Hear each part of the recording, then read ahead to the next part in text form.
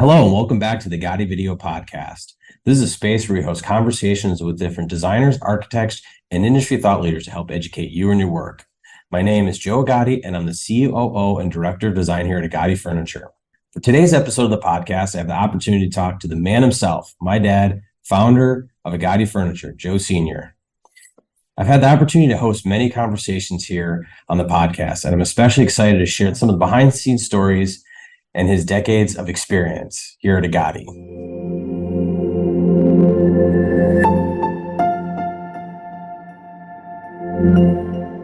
Dad, welcome to the podcast. Thank you. So how are things going? Well, I think they're going pretty good. I'm kind of happy to see where direction things are going and been having fun. Good. So just usually to start off, I always like to get a background. So maybe if you can just tell us a little bit of your story of how you've gotten here today. Oh boy. It's a long one, but to try to consolidate it a little bit, I originally studied engineering in college. My undergraduate was in engineering. Started doing some fancy furniture pieces in college and while I was in engineering school, and then lo and behold, I found myself back in school getting an MFA. When I got out, I I started doing one-of-a-kind pieces, making my living through architectural commissions, and then focusing more, I was still doing kind of fantasy furniture too, and selling some of that, getting some more commissions for some of the things like that. There's some more serious architectural commissions that related to religious spaces.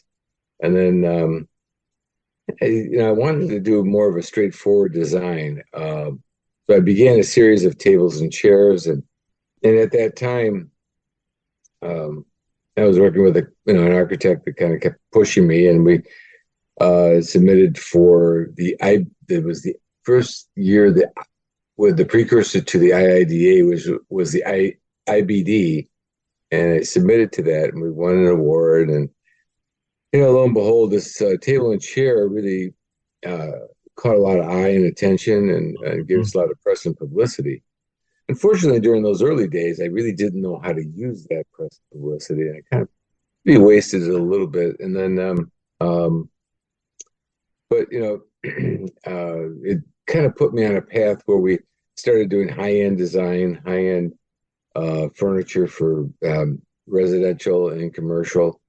So we were kind of jockeying between residential and commercial. It was fun doing those pieces, but the residential market is not one that I really enjoyed because it was very stressful with the particulars of high-end people, judging what you do and not really understanding some of the particulars of furniture. So I think there was, a big turning point when we, an architect friend of mine asked me to help him with some furniture for a library. And prior to that, we had done a couple of large projects, and it was really nice to get into large commercial projects. But then, as you got into the libraries, they consistently gave me projects where I'm doing multiples and not having to build one of a kind all the time. So was the first library project a public library or academic library? It was a public library. Which library was it? Oh, Clinton, Illinois. Okay.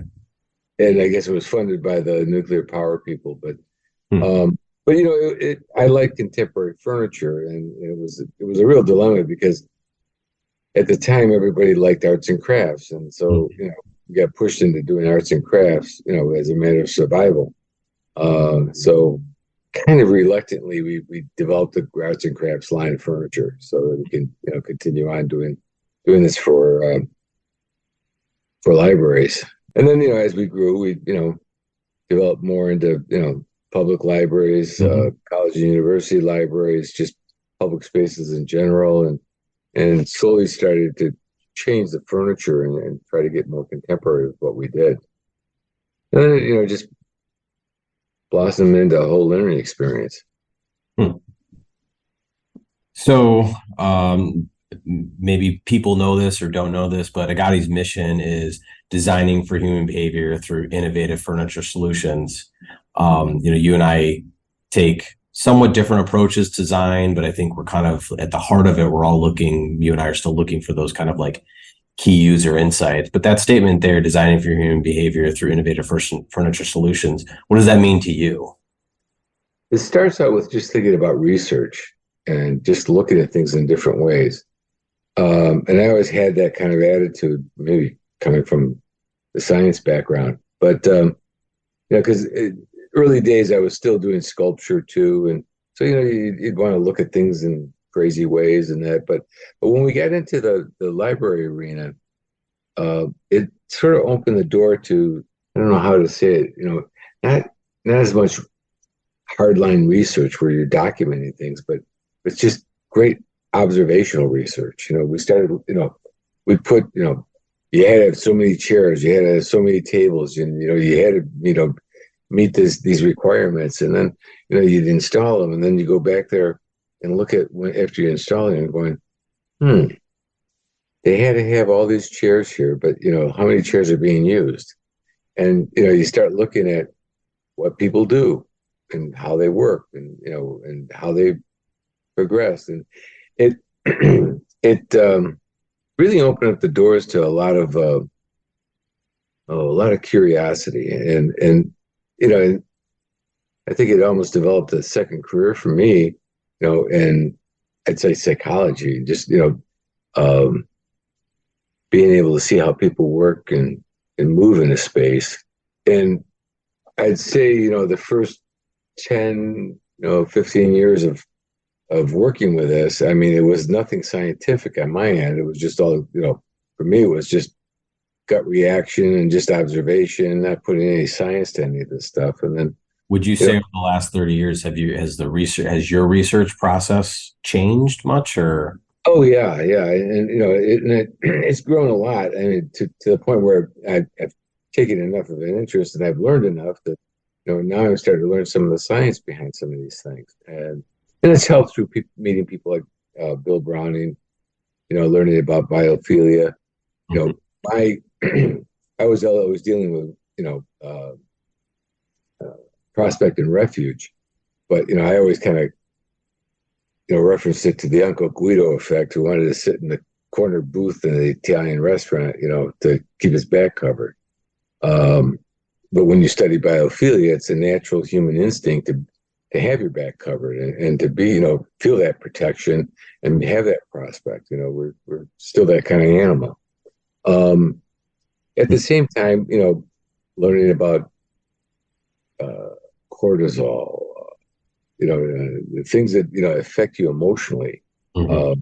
You know, and I'd always ask myself the question: why do I feel good when I walk into a space that is designed? I mean, Mhm. I always notice, like when I walk into a strange place, my muscles, my shoulders get tense, and I feel a little uncomfortable. But when I walk into a space that's really well designed, I'm more relaxed. It's that. And what I learned, there's maybe a unaware, or there's an effect that we all have a reaction to things, and a lot of times we're really not consciously aware of how we're feeling. We're not aware of the tension in our shoulders. So when you get into crazy spaces, So when you where say well designed, what do you mean by well designed? Can you expand? well, your furniture's placed, placement's good. The architecture's, there's wayfinding. Mhm. There's not a lot of confusion in front of you. Mhm. Uh, I think I learned a lot about visual confusion. There's a lot of visual stuff out there that architects will design a beautiful interior, and then they have a beautiful lobby, and then you go walk into it, and they've plastered it with posters and all kinds of stuff, and it's just like your eyes are going everywhere, and a lot of confusion. We get carried away sometimes with some of the movements that people say. Like in libraries, they talked a lot about mobility. You got to have mobility in open spaces, and we're kind of like little rats. We want to run along the walls, and we're afraid to walk out in the middle of the space. Mhm. no, you're out there, you're vulnerable.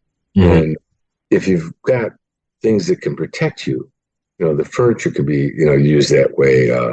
Shelving could be used that way. And this goes into any public space, Mhm. comfortable places where you could sit and feel good. It reduces the tension. It reduces the stress. I always think about going into facilities where I didn't know at the time they had just redone it. And it was, they went with the mantra of, we got to have everything mobile and open. And, it looked like, the Sunday morning after the frat party, Saturday night frat party, because furniture was everywhere. Mhm. If you walked in there, you had no idea where to go. Mhm. The the two pieces of furniture types that were actually stationary and not supposed to be moved, and they were clamped together, they were ripped apart. Mhm. And it was so it was just a mess. But but it boils down to two is like, not just visual, but you get down a little further to just like the design of a piece of furniture. And you know sometimes the aesthetics get sacrificed a little bit for the comfort, because they got to go hand in hand. And when you really do sit down in a piece of furniture that's comfortable. I mean, it hugs you. It feels good. I mean, and you become more relaxed and you feel more secure. They've gone along with this. And recently I came across an author, Robert Summer, and he had taught for years at UC Davis, but he published a book back in 1969, and he coined the phrase personal space. And he did extensive studies on all of this. And it was like reading this, we're going, oh my God. And this is the stuff we haven't really talked about this book that much between us. And it's one thing that we do need to talk about, but you'll be dumbfounded because he's studied all these things that we talk about on a daily basis, where people sit, how they sit, the hidden parts of design. We don't, and the unfortunate part about it, he passed away a few years ago, and he he did. I said, he taught for years at UC Davis, and a few years back we did their library. I Mhm. wish I wish I could have met him and gone to the library with him and sat in the furniture with him and had a discussion with him. I have tears in my eyes because we missed a beautiful opportunity there. Because especially, when you get into, there's kind of a hidden design too when you get into the designing a piece of furniture. I mean, there's little things, and it's not just the overall sit. It's you know we talk about ergonomics, and it's doing your back properly and having the right support, but it's also where do you put your legs. If it's a pull-up chair, if it's a lounge chair, your legs are always in front of you. If it's a pull-up chair, and I'm sitting like this right now, my legs are tucked behind me a little bit. But if I have a seat that doesn't allow me to do that, now there's a stress point there. I may not be aware of it, but it will create some tension in my brain, and it will make me feel uncomfortable. So these are the kind of things that I don't know. I look at that the whole human behavior is kind of a personal challenge. Because we get into in design, we going through the years, we've gotten into a lot of different things where we we got into the cubicle furniture, and then everybody's the topic was ergonomics, and then then it was collaborative furniture or hoteling, and then we wanted to be privacy, and then then we talk about evidence-based design, and and then we start coming up with all these crazy words to describe this. I always love the paradigm shift. I'm still not sure what that means, but when you get down to it, all in all, it's how you feel where when you're in that space, and how it's gonna how how much refuge you have. And I know this is biophilia is very, very broad, and this is just one kind of specific area of that, but it really is a major factor in terms of stress levels. You know, like in an airport. I mean, you can't get more stressed out than being in an airport, having to get a plane. What time is going to go? Is it going to be on time? You know, where I'm going to sit? You know, and you're around a bunch of crowded in with a lot of people. You know, you want to find just a little piece of isolation. You want to find a place to just call it your own. You know, those are important factors. So I guess, you know, there's a big level to this and a small level to this, you know, little details that can make life a little bit easier.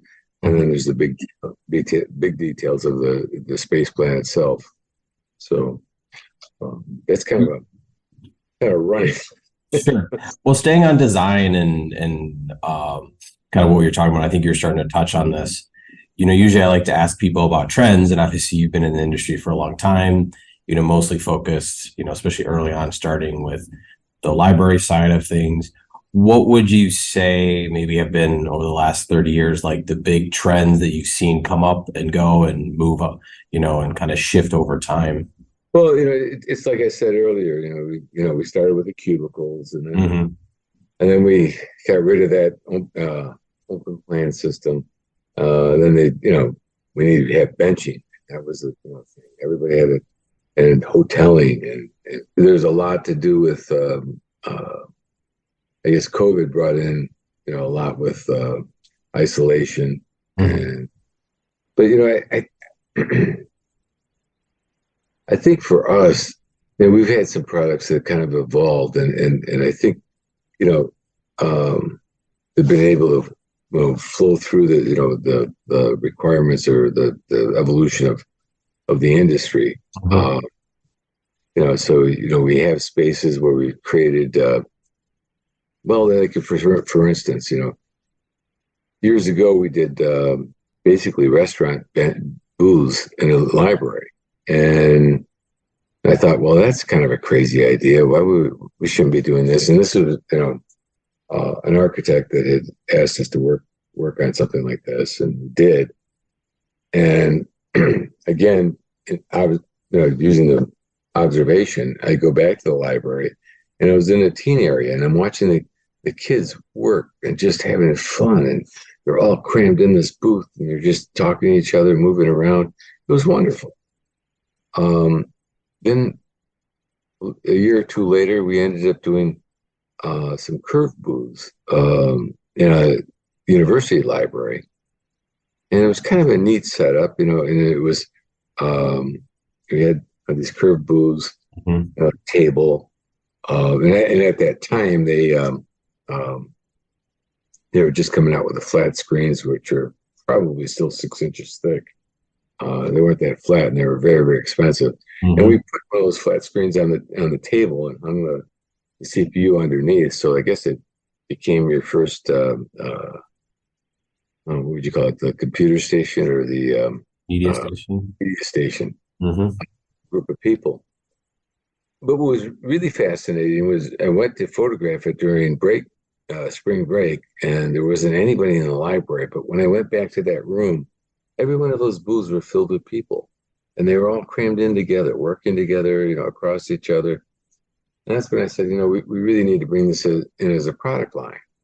And when we did that, we had to look at it as, this isn't maybe a restaurant booth. This is more upright seating. It's more where you have to sit at a table, even though it looks like a loungy piece.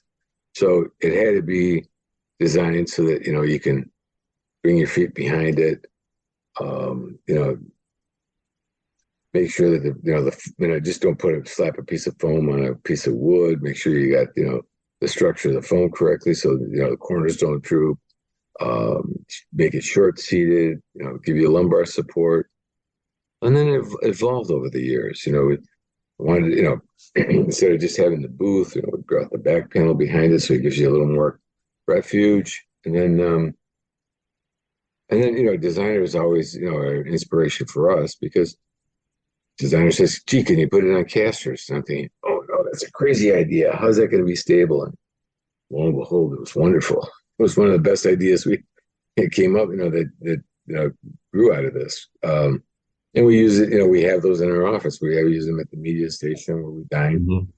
And then going into spaces and seeing, and we use this in what we used it pretty much in every public space that we've done, from libraries to hospitals. We'd have, one person sitting at these things sometimes. So, and that was kind of disconcerting because, nobody else would sit next to him. And that's what led us into our best-selling product, the pod. So on that topic, yeah, I guess we wanted to kind of, maybe talk people through a little bit of the design process. And so we could, you're leading towards the pod development, but give people a little behind the scenes of like how that, evolved. Because we started working on that, 2013, 14, and launched it in 15. That could be right. Yeah. It was, well, the idea is to, come up with a single user space. Mm-hmm. We'd always been doing carols. Mm-hmm. And again, observing carol, people sitting at carols. The one thing that we observed is that, and I know it's true for me, if you have a table with just some surrounds on top of the table, you're still vulnerable. You're susceptible. You don't really have a private space. Mm-hmm. If you have walls coming down to the edge of the tabletop, Mm-hmm. You feel a little bit more protected. Mm-hmm. If those walls went beyond, maybe just like 2 or 3 inches beyond the edge of the tabletop, so they're coming around you a little bit, and you're sitting up close to it, now you feel like you got more protection. Well, keep expanding on this, and then we ended up doing something different, a little different down at U of C Regenstein Library, where we brought a back wall behind the library or behind the carol, and now you're entering the carol from the side. It's real comfortable. So the idea was that, okay, how can we make a single seated banquette? So we did and you were part of this, and so we did the curved walls, Mm-hmm. and then we took our banquette and made a mini version of the banquette and set that inside there. Real ugly looking. A lot of legs. Yeah. There are a lot of legs on that, and actually, at that point we thought, well, we got to get a table on it. So how are we going to hang the table on it? And in fact, I had some people over here a couple nights ago, and I was showing them. I still have the lag bolt in a bench down in my basement. I said that was the key to the engineering of the pod, because we figured out how to anchor, create an anchor for the tabletop, Mm-hmm. support the table, and then we set that up, and I think both of us stood on this thing at the same time. It didn't budge, and we thought, and then at that point we were like, well, wait a minute, this will hold up a tabletop. It'll hold up the seat. Yeah. Now we could hang the seat from the walls of the pod, and we eliminate, that many more legs. Mm-hmm. So now we're down to just having four, this circular sitting piece with an opening on the side, 4 legs. Mm-hmm. The fabric cover, it gives us great sound barrier. And I always tell people I love to see stand up and talk, and then as you're talking, sit down. Mm-hmm. You can just hear your voice start to muffle in. Oh. So you get a feeling for how the kind of a sound barrier that it creates. So I want to get your opinion, and I'll give you my answer. What do you think was the hardest part of developing the pod? What was the biggest challenge we had to overcome? There were a lot of engineering things there that we had to do, but I think the sweetest part was the wiring. I would agree. I was going to say that would Because we would have launched it a year earlier if we could have. The solution was so simple, and then I put on you. So I said, "You're a hot shot out of college. Go figure out how to do it." And again, in design, it's not always hitting you hitting you in the face. It's just like sometimes you're thinking of all these complicated solutions, and it's just the simplest things. Mm-hmm. And we came up with that little, you came up with that little, fabric fold over, mm-hmm. cradle the wire. It was perfect. So I mean, it allowed us to daisy chain the units together, and eliminate a lot of cords hanging down. So that was a wonderful addition to it. So since it's been launched, what do you think has been your biggest aha moment about the pod? And just so people know, the pod is Agati's almost number one selling product year after year. And it's kind of since we've launched it in 2015. So what would you say that your biggest aha moment is now that you launched it? I'll give you my answer afterwards. I don't know if it's an aha moment, but in the beginning, marketing it, it's such a private, it's such a great little space, a little cocoon space. Mm-hmm. We had to go do. We were in San Francisco, and there was a presentation across the street from the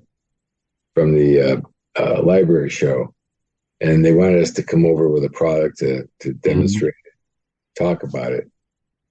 And I said, okay, we got the pod on the show floor. Let's just take it out and we'll wheel it. We'll put casters on it and wheel it down the street. Mm-hmm. And then we had to go across the street in front of the Marcone Center, and there's a bunch of traffic there. And it just hit me. I told one of the salesmen, I said, "Sit in it, will you? I want to take a picture with all these cars around you." And and it just gives you the idea of all this busyness, this rush of traffic, and you're working in this nice little space. And then we got into we were wheeling it around New York City, and we're taking pictures of it in New York City, and the police officers were looking at us, and we thought we'd get arrested for photographing this thing in the middle of traffic. One officer kept walking by, and one of the guys said, "You want to sit?" And he goes, "Nah, I'm okay." And we got away with it. Mm-hmm. Then to the point where we actually put it on a tarmac, airport tarmac in Albany. You're sitting there, I got a guy sitting there, and there's jets landing and taxiing. So it was a lot of fun. Mm-hmm. I would say biggest surprise after launching it is how much people are gravitate towards that round shape. Mm-hmm. I think when we were working on, we knew this would be really inviting to people, especially when you put it in a serpentine. You get almost that hallway that goes in there. But we also launched the Nook at the same time, which was supposed to be the more, give people a traditional feel. Mm-hmm. Same kind of concept.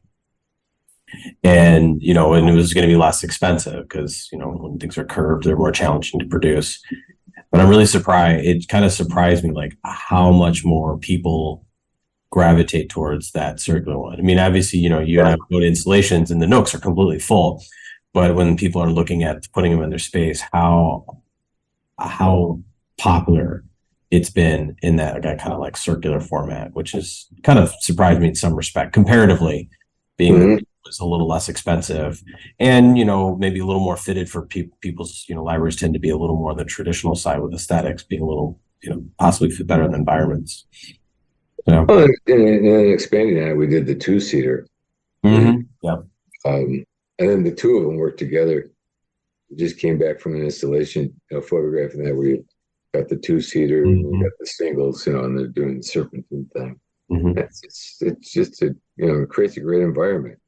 Again, the one thing when you talk about human behavior too, and feeling good in the space, going back to that, we have those walls.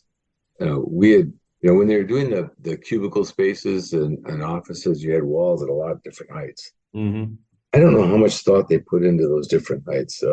But one thing that with us, we reacted a lot more towards the libraries and, the out of sight, out of mind. And, they got to be careful there because, public libraries, you just have all kinds of things happen there. Mm-hmm. So you got to be aware of what's there. Plus, if you're working in one of those spaces, you don't want to be disturbed.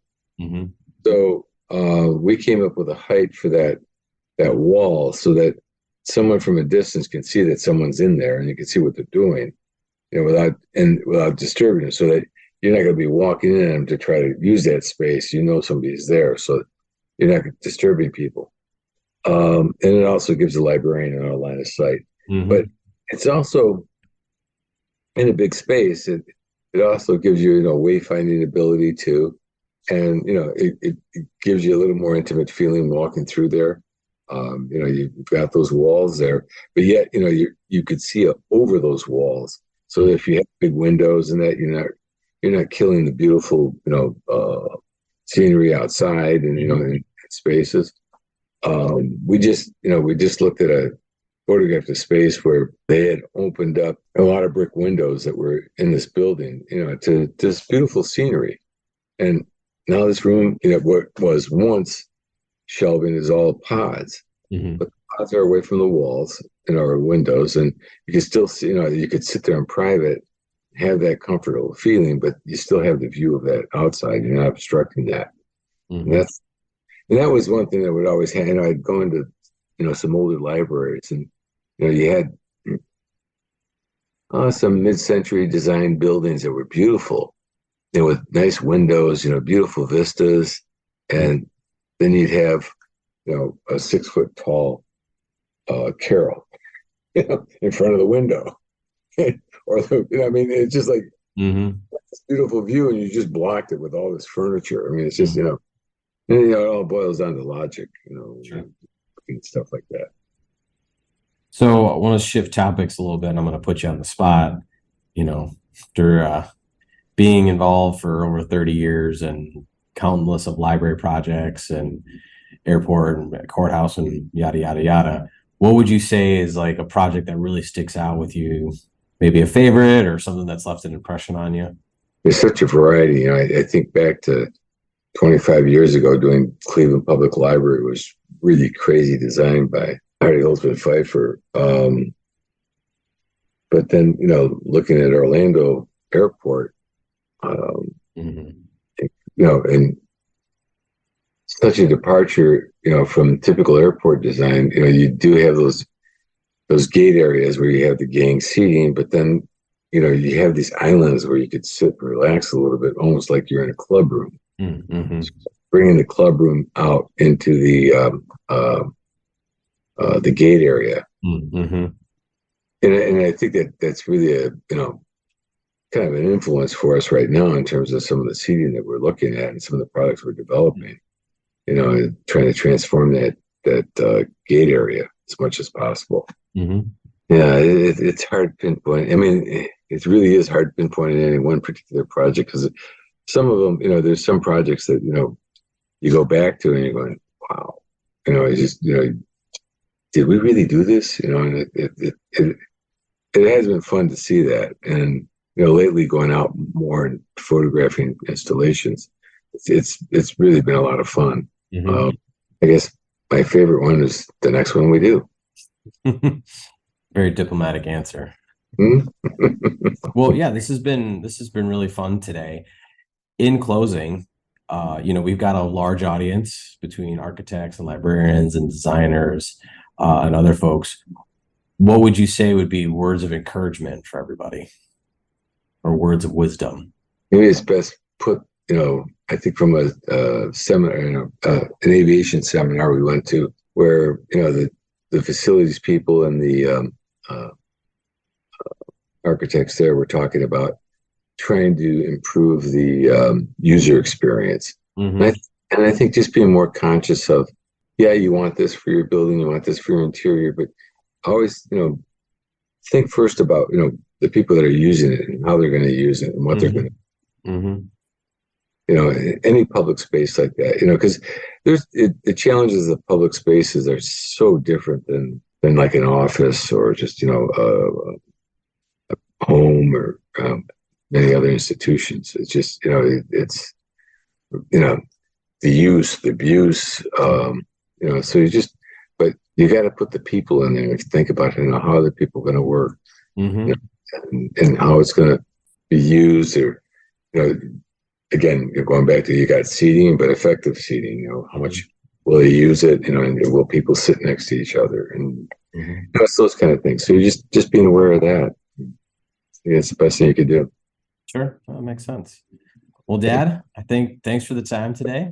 This was enlightening and insightful. Do I get paid for this? No. All right. We'll talk to you later. All right. See ya.